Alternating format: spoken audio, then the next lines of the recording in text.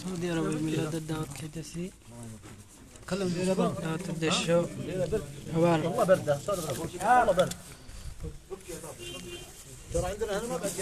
আসসালামু আলাইকুম। উদ্দেশ্য মিলাদের দাওয়াত খাইতেছি। সৌদি আরবে মিলাদের দাওয়াত খাইতেছি। আমার মুদিরের বড় ভাই ওনার বাসায় এই হলো মিলাদের অনুষ্ঠানের দৃশ্য আপনাদেরকে দেখাইতেছি। শুধু আমি একা বাংলাদেশে এলো